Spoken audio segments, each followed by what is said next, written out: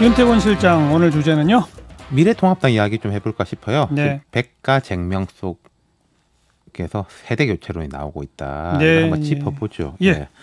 일단 당장 관심사는 이제 비대위죠. 예. 어제 의총에서는 답을 못 냈다는데 의총 참석자가 한 30몇 명이라고 하거든요. 그러니까 그닥 대표성이 있다고 볼 수도 없어가지고. 몇 명 안 왔네요. 예. 그러니까 어제는 이제 뭐 김종인 비대위 안 된다 이런 이야기가 많았다는데 숫자가 작으니까 오늘 전수조사 중이랍니다. 현역 의원 21대 총선 당선인들을 대상으로 뭐 이분들이야 원내대표가 전화 걸면 받지 않겠습니까? 예. 이야기 안 할 필요가 없죠. 예.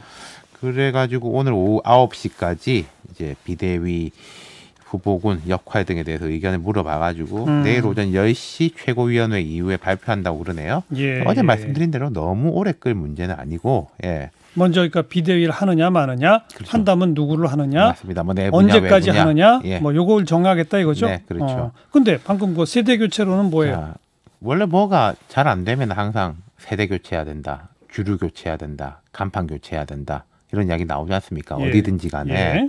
이 새로운 이야기는 아니죠. 하지만 이번에 통합당을 보면은 물론 이게 얼마나 오래 갈지 모르겠습니다만은 절박해 보이긴 해요. 예. 워낙에 대패했으니까 이대로면 안 된다. 그래서 여러 이야기가 나오는 거죠. 그 여러 이야기 세대 교체 가운데 830이라는 단어가 등장했던데. 맞습니다. 이게 뭐 7을 뛰어넘어가지고 8로 가자 이런 거죠.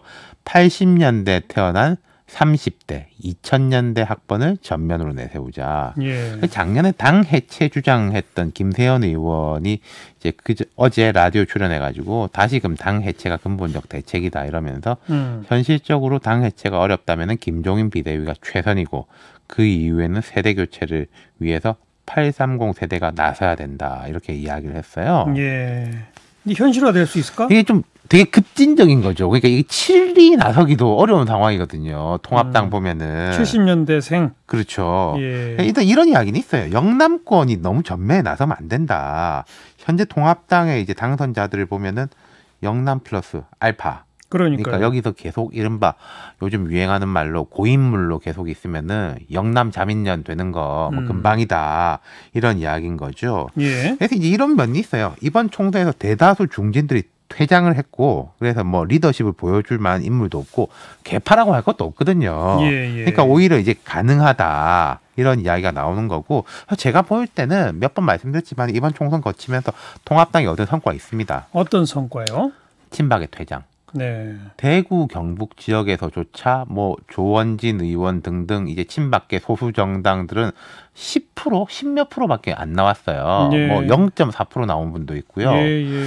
그리고 경선에서도 친박계 이렇게 간판 걸고 오는 사람 거의 다 떨어졌습니다. 그렇죠. 그리고 선거 과정에서도 박근혜 전 대통령 편지 이후에는 논쟁이었고 지금도 일부 강성 보수 세력들이 뭐 사전 투표 조작 이런 이야기는 하지만은 박근혜 박자도 안 꺼내고 있지 않습니까? 그렇죠. 그러니까 새로운 흐름이 나타날 수 있는 환경이 조성되고 있는 것은 맞아요.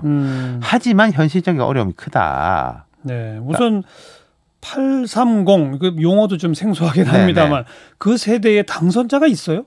한 명. 한 명? 네, 배현진 당선자. 그것도 초선이잖아요, 지금. 그렇죠. 네. 그리고 이게 40대까지 포함해도 한 10명 남짓이거든요. 당선자가. 네, 예. 103명이니까 10% 정도인데 예, 예. 그럼 이제 원외 신진 인사들을 포진시키자. 과거에 보면 여러 큰 정당들에서 이제 배려 몫으로 해가지고 뭐 원외 대변인이나 원외 최고위원들을 둬요. 지금 통합당에도 원외 최고위원들 많습니다. 예. 근데 이제 아무래도 뭐 대변인 정도 빼면은 주목받기가 어렵죠. 네, 네.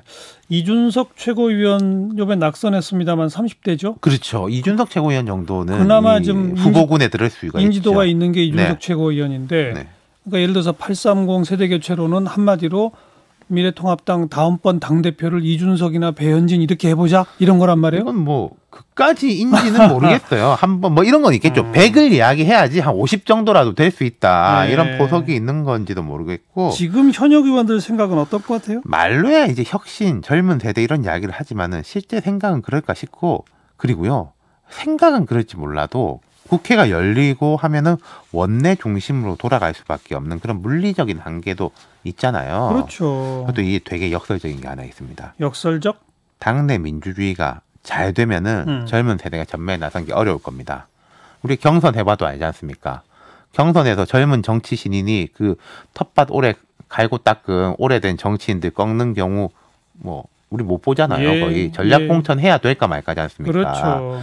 그러니까 장악력이 강한 지도부가 목적 의식적으로 좀 젊은 세대를 배치시키면은 그래서 뭐 김종인 비대위원장 이야기가 나오는지 모르겠는데 그럴 때 오히려 이제 가능성이 높아진다. 물론 뭐 우리나라에도 과거 40대 기술원도 있었고 지금 여러 나라 보면 40대 심지어 30대 후반 지도자들이 나타나고 있는데 네. 우리나라의 40대 기술원 보면요. 김영삼 전 대통령이 25세 때 국회의원 당선됐어요. 그렇죠. 그 당시 한 명이었던 이철승 당시 의원은 20대 때부터 전국적인 학생운동을 했던 사람이거든요. 맞아요. 우파운동을. 예. 그런 기반이 있냐 문제고 제가 전에 말씀드린 이제 핀란드의 유명한 30대 여성 총리 산나 마린 같은 경우에는 산나 마린이 왜 총리가 됐느냐.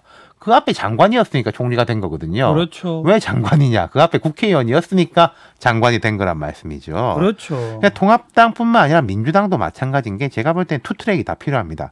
20대 때부터 젊은 정치적 경력을 쌓을 수 있게 젊은이들한테 길을 열어주는 거 하나. 그리고 지금은 좀 어퍼머티브 액션 소수자 배려식으로 해가지고 상대적으로 젊은 세대들을 좀 억지로라도 예. 밀어 올려야 될 것 같아요.